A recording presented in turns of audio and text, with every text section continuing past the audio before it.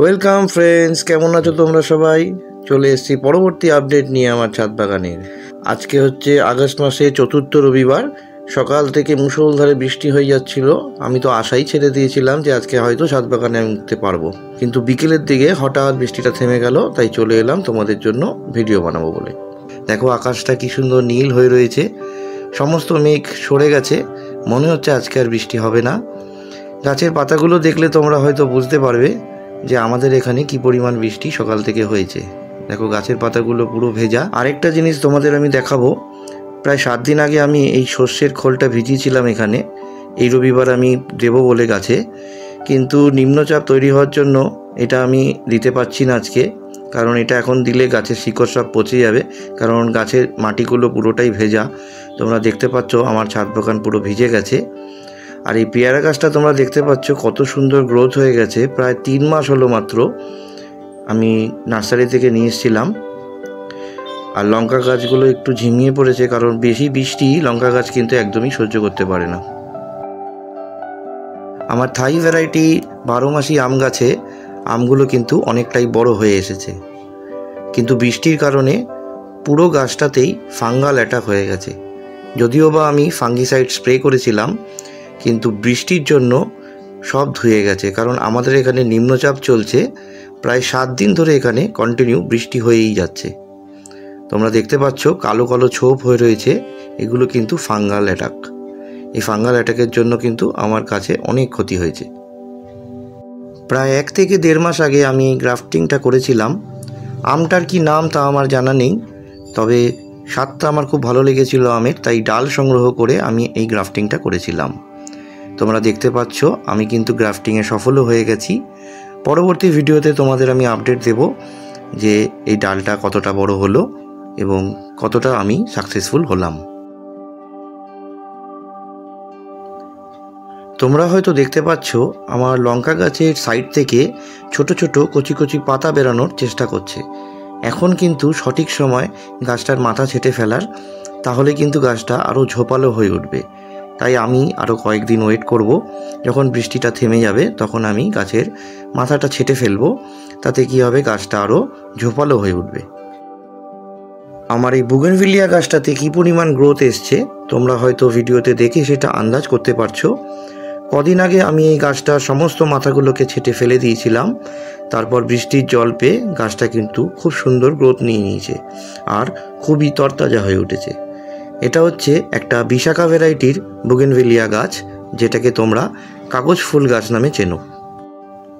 বৃষ্টির জল পেয়ে আমার জুঁই গাছটাও কিন্তু নতুন নতুন পাতা বের করছে, তবে ফুল কিন্তু এই গাছটাতে একদমই দেখতে পাওয়া যাচ্ছে না। আমি সমস্ত রকম মাইক্রোনিউট্রিয়েন্ট আর অনুখাদ্য এই গাছটাতে প্রয়োগ করেছিলাম, তবুও কোনো রকম ফুল এতে দেখতে পাওয়া যাচ্ছে না। আমার মনে হচ্ছে এই গাছটাতে গরমকাল আসলেই কিন্তু ফুল প্রচুর পরিমাণে হবে। আমার এই গাছটাতেও কিন্তু কুড়ি আসা শুরু হয়ে গেছে।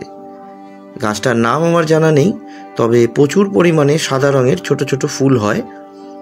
তোমাদের যদি এই গাছটার নাম জানা থাকে অতি অবশ্যই আমাকে কমেন্টস বক্সে জানিও।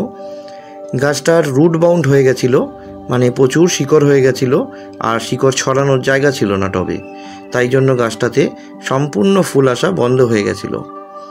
তাই আমি এই গাছটাকে মাসখানেক আগে এই 8 ইঞ্চির টবে রিপোর্ট করেছিলাম। রিপোর্ট করার পর এই যে ডালপালাগুলো তোমরা দেখতে পাচ্ছ এগুলো বেরিয়েছে, আর প্রত্যেকটা ডালপালার মাথায় কিন্তু প্রচুর পরিমাণে ফুল এসেছে। বিকেল হওয়ার পর আমি ছাদে এলাম। ছাদে এসে দেখছি বৃষ্টি পুরো থেমে গেছে, আমার ছাদও কিছুটা শুকিয়ে এসেছে। গাছের পাতায় যত জল ছিল প্রায় নেই বললেই চলে, কিন্তু টবের মাটি কিন্তু সম্পূর্ণ ভেজা রয়েছে, তাই আজকে আর জল দেওয়া যাবে না। তবে কিছু স্প্রে করতে হবে আজকে আমাকে, বিশেষ করে এই ভিয়েতনামি মালটা গাছটাতে। তোমরা হয়তো ভিডিওতে দেখতে পাচ্ছ গাছটাতে কচি কচি অনেক নতুন ডালপালা বেরোনোর চেষ্টা করছে। এখন কিন্তু অতি অবশ্যই গাছটাতে কীটনাশক স্প্রে করতে হবে, না হলে কিন্তু এই পাতাগুলোতে থিপস নামের এক ধরনের লার্ভা আছে, সেই লার্ভার অ্যাটাক হবে, যার জন্য পাতাগুলো পুরো নষ্ট হয়ে যেতে পারে। দেখো অলরেডি আমি গাছটাকে একটা ছাতার নিচে দিয়ে দিয়েছি, আর বাকি যে গাছগুলো আছে সেগুলোতে আমি আজকে নিম অয়েল স্প্রে করব। এটা হচ্ছে প্রোফেক্স সুপার নামে এক ধরনের কীটনাশক, যেটা তোমরা ব্যবহার করতে পারো। আর 1 লিটার জলের জন্য মাপ হবে 1 ml। কীটনাশক কিন্তু সবসময় মেপে ব্যবহার করতে হয়, বেশি দিয়ে দিলে কিন্তু গাছের ক্ষতি হয়ে যেতে পারে। তাই জন্য আমি এখানে এই ড্রপারটা নিয়ে নিয়েছি। আমি যেহেতু হাফ লিটার জলের জন্য সলিউশনটা তৈরি করছি, তাই জন্য আমি এখানে 10 ফোঁটা নিয়ে নেব। তোমরা যদি 1 লিটার জলের জন্য তৈরি করো তাহলে কিন্তু তোমরা এখানে 20 ফোঁটা নিয়ে নেবে। তারপর আমি আমার বোতলটাকে সম্পূর্ণ জল দিয়ে ভর্তি করে আমি আমার লেবু গাছটাতে সুন্দর করে স্প্রে করে দেবো। আর এই স্প্রে করার সঠিক সময় হচ্ছে সকালের দিকে ভোরবেলা, না হলে সূর্যাস্তের সময় বা সূর্যাস্তের পর। সূর্য থাকাকালীন কিন্তু এই স্প্রেটা একদমই করা যাবে না। বাদবাকি গাছগুলোতে স্প্রে করার জন্য যে উপকরণগুলো লাগে সেগুলো আমি নিয়ে চলে এসেছি। তো সর্বপ্রথম যে উপকরণটা রয়েছে আমার হাতে সেটা হচ্ছে নিম অয়েল। এই নিম অয়েলটা আমি আমার নিকটবর্তী নার্সারি থেকে কিনেছিলাম, যেটা আমার থেকে কাকু 140 টাকা নিয়েছে। আর তোমাদের বলে রাখি, এটা হচ্ছে 10,000 ppm এর নিম অয়েল, যেটা গাছের জন্য খুবই উপকারী হয়ে থাকে। তোমরাও চেষ্টা করবে যে 10,000 ppm এর নিম অয়েলটা ব্যবহার করার। আর এটা হচ্ছে ভিম লিকুইড ডিশ ওয়াশ, যেটা তোমরা জানো হয়তো সবাই। আর এটা আমরা ব্যবহার করি যাতে নিম অয়েলটা জলের সাথে ঠিক মতন মিশে যায়, আর কিছুই না। নিম অয়েল একটা অর্গানিক প্রোডাক্ট হলেও এটাও কিন্তু আমরা মাপে ব্যবহার করব। আর এই নিম অয়েলের মাপ হবে হাফ লিটার জলের জন্য 20 ফোঁটা আর 1 লিটার জলের জন্য 40 ফোঁটা।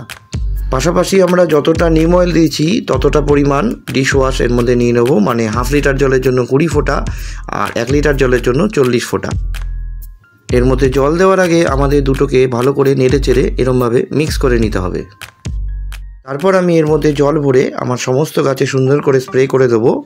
আর তোমাদের একটা জিনিস মাথায় রাখতে হবে, এই স্প্রেটার ক্ষেত্রেও কিন্তু একই সময়সূচি মেনে চলতে হবে। মানে স্প্রেটা অতি অবশ্যই ভোরবেলা করতে হবে, না হলে সূর্যাস্তের সময় বা সূর্যাস্তের পরে করতে হবে। দিনের আলোতে কিন্তু কোনো রকম স্প্রে গাছে করা যাবে না, তাতে কিন্তু গাছের পাতা পুড়ে যেতে পারে।